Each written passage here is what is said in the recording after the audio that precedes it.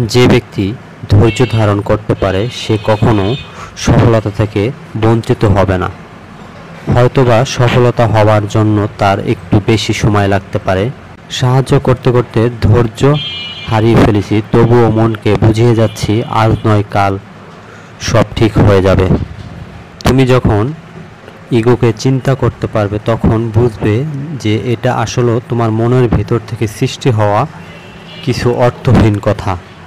Ego মানুষকে অচেতন করে রাখে। চেতনা আর ইগো কখনো একসাথে থাকতে পারে না। ইগো মানুষকে নিজে নিজে নিয়ন্ত্রণ করার ক্ষমতাকে নিঃশব্দে নষ্ট করে ফেলে। ইগো মানুষকে সুবুদ্ধি থেকে অন্যতম বাধা করে। মানুষের জীবনে সবথেকে যেটা বেশি প্রয়োজন সেটা হচ্ছে ধৈর্য। আর ইগো যদি বেশি থাকে সেক্ষেত্রে মানুষ ধ্বংস হয়ে যায়। কি হবে জীবনে এত পারফেক্ট মানুষ খুঁজে যদি সেখানে ভালোবাসা না থাকে? কাউকে বাধ্য করো না কখনো কথা বলার জন্য। তুমি চুপ থাকো আর বুঝিয়ে দাও তাকে ছাড়া তুমি থাকতে পারবে। অন্য কারো হাতে তোমার সুখ আমানত দিও না, কারণ সে হারিয়ে গেলে তোমার সুখও তুমি খুঁজে পাবে না। আজকে যাকে অবহেলা করছো কয়েকদিন পর তাকেই আবার খুঁজবে, আফসোস করবে, কিন্তু তাকে আর পাবে না। কপালে অবহেলা লেখা থাকলে হাজার চেষ্টা করলেও ভালোবাসা পাওয়া যায় না। জীবনের দুঃখগুলোকে জয় করে এগিয়ে যাওয়ার জন্য প্রয়োজন শুধু ধৈর্য আর সাহস।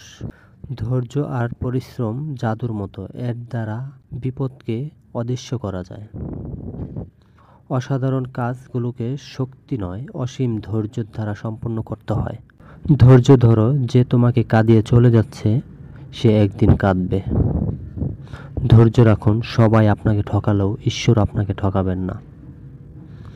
যার মাঝে ধৈর্য ভালোবাসা আছে তার পক্ষে সবই সম্ভব।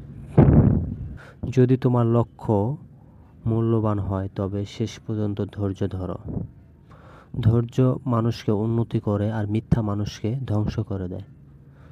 ধৈর্যের অভাবে অনেক বড় বড় সম্ভাবনা ধ্বংস হয়ে যায়। যেটা তোমার পাওয়ার জন্য তুমি অস্থির হবে সেটা কখনোই পাবে না। কেবলমাত্র সেটাই পাবে যেটা তোমার জন্য তুমি ধৈর্য রাখতে পারবে। এক মুহূর্ত ধৈর্য বড় বিপর্যয় এড়াতে পারে, এক মুহূর্তে ধৈর্য পুরো জীবনটাকে নষ্ট করে দিতে পারে।